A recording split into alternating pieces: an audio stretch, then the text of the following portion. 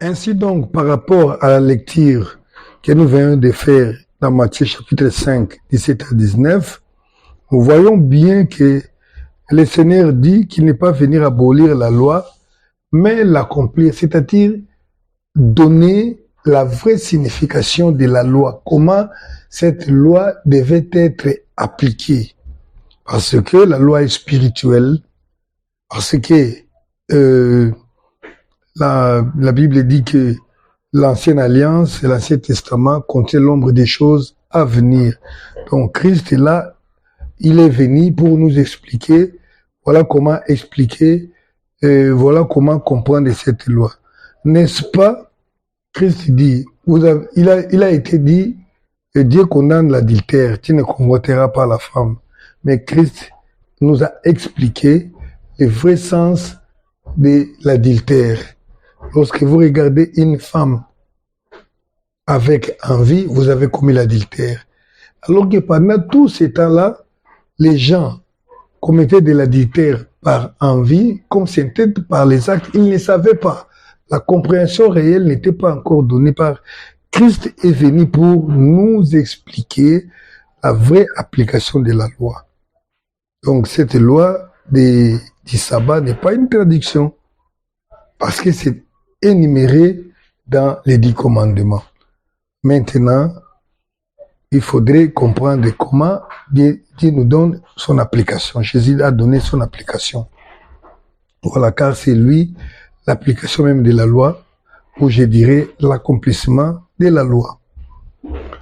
Jésus et les sabbats. Il faut aussi explorer cet aspect des choses. Jésus-Christ et les sabbats. Vous savez que Jésus a connu une grande incompréhension avec les sacrificateurs à cause même de ces sabbats. À cause du sabbat, Jésus a connu des problèmes et je sais même, parmi les accusations, l'une d'elles était qu'il violait les sabbats, qu'il enseignait même à violer les sabbats. Mais lisons d'abord ce que Christ lui-même a dit à propos du sabbat. Dans Matthieu chapitre 12, verset 1 jusqu'à 8, mais nous allons plus nous atteler sur le verset 8. En ce temps-là, Jésus traversa des champs de blé un jour des sabbats. Les disciples qui avaient faim se mirent à arracher les épis et à manger. Les pharisiens voyant cela lui dirent, voici tes disciples font ce qu'il n'est pas permis de faire pendant les sabbats. Jésus leur répondit, n'avez-vous pas lu ce que David fit lorsqu'il eut faim, lui et ceux qui étaient avec lui, et comment il entra dans la maison de Dieu et mangea les pains de proposition, il ne lui était pas permis de manger, non plus qu'à ceux qui étaient avec lui et qui étaient réservés aux sacrificateurs. Verset 8, car le Fils de l'homme est maître du sabbat. Voilà. Verset 6, or je vous l'ai dit, il y a ici quelque chose de plus grand que les temples. Vous savez ce que signifie je prends plaisir à la miséricorde. Voilà. Verset 8, car le Fils de l'homme est maître du sabbat. Ça, c'est Jésus-Christ qui a dit à propos du sabbat parce qu'il était reproché.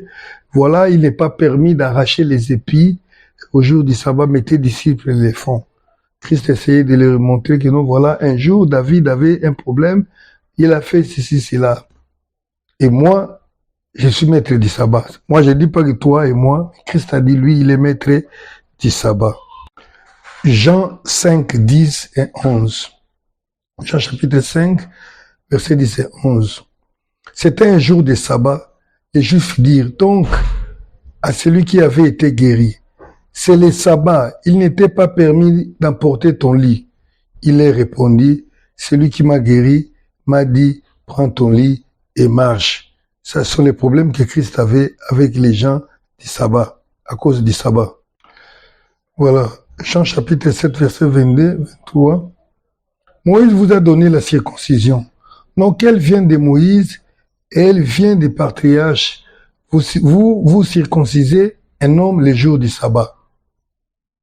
Si un homme reçoit la circoncision les jours du sabbat, afin que la loi de Moïse ne soit pas violée, pourquoi vous vous irritez, vous, contre moi, de ce que j'ai guéri un homme?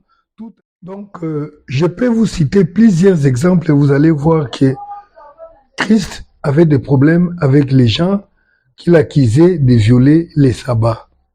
Alors que lui, il a dit qu'il ne pouvait pas venir abolir la loi, mais pour l'accomplir. Donc, d'une façon ou d'une autre, Christ était en train d'accomplir les sabbats, mais peut-être les gens ne connaissaient pas. Donc, Christ a accompli les sabbats, bien qu'il était accusé de ça. Ça va arriver à la fin et je vous expliquerai comment il a accompli les sabbats. Il a obéi, c'est-à-dire à tous les commandements de Dieu. Maintenant, nous qui sommes de l'Église, à propos du sabbat, qu'est-ce que nous allons faire? Qu'est-ce que nous allons dire? Comment nous allons obéir? Mais nous voyons d'abord dans la Bible, l'apôtre Paul a abordé aussi ces questions du sabbat. Dans Colossiens chapitre 2, l'apôtre Paul a essayé d'aborder ces problèmes du sabbat. Nous allons lire Colossiens chapitre 2, versets 16, 17 et 18. Il dit ceci: que personne donc ne vous juge au sujet du manger et du boire, ou au sujet d'une fête, d'une nouvelle lune ou des sabbats. Que personne ne vous juge à propos de manger, de boire, d'une fête ou des sabbats. Donc des sabbats, donc les sabbats, il y en avait plusieurs, comme je vous disais là. Verset 17, c'est l'ombre des choses à venir, mais le corps est en Christ. Ça, c'est l'enseignement de l'apôtre Paul, le docteur des païens, le docteur de l'Église.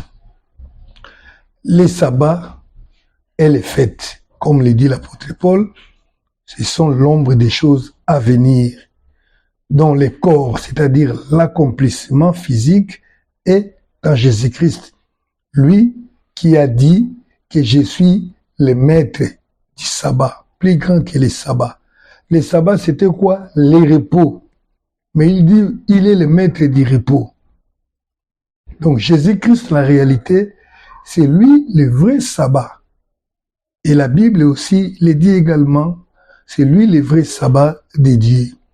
Hébreux chapitre 4, verset 1 jusqu'à 11. Voilà. Hébreux chapitre 4, 1 à 11. Craignons donc, tandis que la promesse d'entrer dans son repos subsiste encore, qu'aucun de vous ne paraisse être venu trop tard. Car cette bonne nouvelle nous a été annoncée aussi bien qu'à eux, mais la parole qui leur fit annoncer ne leur servit de rien, parce qu'elle ne trouva pas de foi chez ceux qui l'entendirent. Pour nous qui avons cru, nous entrons dans les repos, selon qu'il est écrit, « J'ai juré dans ma colère, ils n'entreront pas dans mon repos. » Il dit cela, quoique ses œuvres eussent été achevées depuis la création du monde. Car il a parlé quelque part ainsi du 7e jour. Et Dieu se reposa de toutes ses œuvres le 7e jour. Et ici encore, ils n'entreront pas dans mon repos. Or, puisqu'il est encore réservé à quelques-uns d'y entrer, et que c'est à qui d'abord la promesse avait été faite, ne sont pas entrés à cause de leur désobéissance. Verset 7, Dieu fixe de nouveau un jour, aujourd'hui, en disant à David, c'est-à-dire dans Psaume 1, si longtemps après, comme il est dit au plus haut, aujourd'hui, si vous entendez sa voix, n'endurcissez pas vos cœurs, car si Josué leur y donnait le repos, il ne parlerait pas après cela de notre jour. Il y a donc un repos des sabbats réservé au peuple de Dieu. Alléluia. Il y a donc un repos des sabbats réservé au peuple de Dieu. Un repos que nous attendons, le véritable repos, le véritable sabbat que nous attendons. Parce que Israël avait reçu les promesses d'entrer dans le repos de Dieu, dans les sabbats de Dieu, mais ils l'ont pas eu, ils l'ont pas reçu. Voilà donc. Christ nous dit qu'il y a un sabbat que nous attendons. Il y a donc un repos de sabbat réservé au peuple de Dieu. Voilà pourquoi lorsque Christ est venu, il a dit ceci. Dans Matthieu chapitre 11, verset 28, « Venez à moi, vous tous qui êtes fatigués et chargés, et je vous donnerai du repos. » Donc, en acceptant Jésus-Christ, on entre dans les repos, dans les sabbats, en consacrant sa vie à Dieu. Il y a encore beaucoup de choses à dire là-dessus. Les repos que le monde ne connaît pas, qui s'agite à beaucoup de choses, quand on reçoit Jésus-Christ, il vous donne ces repos-là. Alléluia. Mais, ici nous parlons de l'obéissance. Parce que les vrais repos, les vrais sabbats, c'est lorsque nous allons nous reposer là-bas avec le Seigneur. Et la Bible dit, celui qui meurt dans le Seigneur se repose. Mais en ce qui concerne les fêtes, les sabbats, comme c'était respecté dans les temps anciens, les sabbats étaient les 7e jours. Ce n'était pas les dimanches. Les dimanches, c'est les premiers jours. Les samedis, c'est ça les 7e jours. Jusqu'aujourd'hui, bon, beaucoup de gens, nous avons perdu des vies. Beaucoup de gens pensent que les dimanches, c'est les 7e jours. Parce que les dimanches, c'est les repos. Mais souvenez-vous, je vous ai dit au départ, dans le numéro 1 de cet enseignement, que il y avait un chef là qui avait décidé de changer les temps. Ils ont changé les temps. Les 7e jours qui étaient les samedis, les jours du repos, on a changé les jours du repos devenir les premiers jours. Aujourd'hui, dans le monde des chrétiens, partout où nous vivons, les premiers jours de la semaine, c'est les jours du repos, les dimanches. Alors, pourquoi a-t-on fait cela? Est-ce que c'est les hasards, c'était un hasard, ou bien ils l'ont fait gratuitement? Moi, je soupçonne que les gens qui ont changé les temps voulaient montrer aux enfants de Dieu comment désobéir à la voix du Seigneur. Parce que si le repos est le 7e jour, tu vas te reposer et tu iras à l'église le 7e jour. Vous voyez? Alors, ils ont changé les temps là pour que ça soit autre chose. Maintenant, ils ont adopté, surtout dans le monde chrétien, le monde occidental, ils ont adopté que les repos ne soient plus les 7e jours. Les premiers jours, vous travaillez, vous allez vous reposer les dimanches. Comme ça, si vous allez prier les samedis là, alors vous êtes mis de côté, vous n'avez plus travailler. C'était la volonté manifeste du diable de saboter l'obéissance à la parole de Dieu. Mais il n'a pas réussi, bien-aimé. Il n'a pas réussi. Pourquoi? Je vais vous montrer. Lorsque Christ est venu pour accomplir la loi, il a ouvert un nouvel ère. Une nouvelle époque où on ne prie plus Dieu à Jérusalem, hein, c'est la montagne, mais Dieu est prié en esprit. Aux temps anciens, le respect du commandement du sabbat consistait à ceci: on arrête tout le travail, on ne prépare pas. Même lorsqu'il était question de ramasser la manne, les sabbats là, les samedis, pour respecter les sabbats, la manne ne tombait pas. Les vendredis, ça tombait au double. Chacun prenait les doubles pour les jours du sabbat pour qu'ils ne mangent pas. Aujourd'hui, il y a les gens qui ont transféré ces sabbats-là au jour du dimanche. Ils ne mangent pas, ils ne travaillent pas et ils pensent ainsi respecter les sabbats de Dieu. Ce n'est pas comme ça, bien-aimé. J'ai retrouvé des frères qui ne mangent pas, qui ne préparent pas les dimanches, et qui sont comme ça. Mais non, si nous voulons être corrects, ce n'est pas le dimanche, c'est les samedis. Alors faisons ça les samedis. Oh, le diable voulant amener beaucoup d'enfants de Dieu à la désobéissance, nous a bloqué déjà les 7e jours, les samedis. pour que ça ne soit pas les jours de Dieu. Or, la quintessence du sabbat se ne trouve pas à ce qui concerne la quintessence du sabbat ne se trouve pas dans le 7e. La quintessence du sabbat se trouve dans sa signification qui est les jours du repos du Seigneur, les jours où on se consacre pour le Seigneur, les jours où on ne fait pas autre chose, on célèbre le Seigneur, on fait l'œuvre du Seigneur. C'est ça même la signification.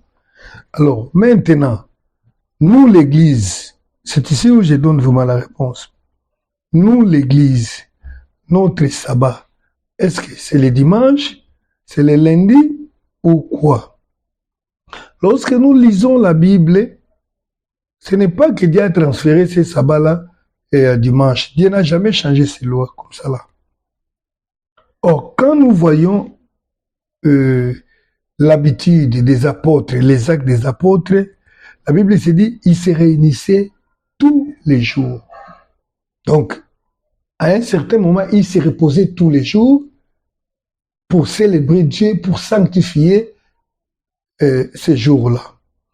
Je vais vous dire une chose, la réponse que je donne, c'est la réponse que le Seigneur m'a donnée pendant que moi-même, je me tourmentais, j'avais été aussi déstabilisé, surtout par les adventistes du 7e jour à propos du sabbat. Je me disais, nous sommes en train de violer ou commencer, c'est ce que le Seigneur m'a donné. Le sabbat actuel, c'est quoi? Retenez bien.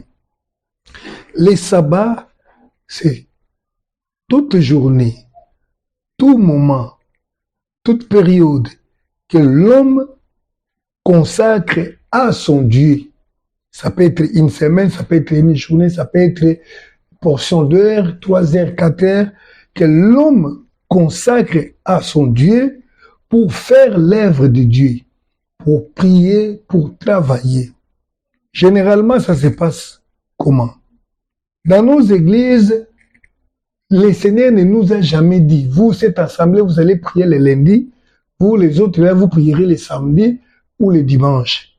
Mais le Seigneur nous a donné cette liberté que tout ce que vous lierez sur la terre sera lié au ciel. C'est comme ça que Dieu nous a dit. Il n'y a aucune assemblée qui dira, Dieu nous a dit, vous allez prier le dimanche, le samedi, le lundi. Non, non. Vous vous réunissez. C'est là où s'applique aussi la liberté de l'Esprit du Seigneur. La Bible dit là où est le Seigneur et l'Esprit de la liberté. Le Seigneur nous a donné à nous, les hommes, les humains, les chrétiens aujourd'hui, de choisir nous-mêmes. L'homme doit comprendre qu'il ne peut pas travailler indéfiniment. Il doit avoir un temps où il doit arrêter de travailler, un temps où l'homme doit se consacrer à le Seigneur, où l'homme doit se consacrer à le Seigneur, au Seigneur, dans l'œuvre de Dieu, dans l'évangélisation, dans les prières, dans les jeûnes, dans le culte, dans la prédication, dans les services, dans beaucoup de choses. Et ces moments-là, c'est ces moments que nous appelons les sabbats de l'Éternel. Ce n'est pas à Dieu de vous dire, voilà votre sabbat, c'est tel jour. Non. Quand vous vous réunissez, vous vous dites, nous allons prier lundi de 17h à 19h. Comme vous avez arrêté, vous vous êtes convenu, le ciel a pris note. Le ciel sait que pour une telle sœur, pour un tel frère, tel jour, de telle heure à telle heure, c'est le sabbat. Donc, le Seigneur attend vous voir ces sabbats-là, les jours du repos.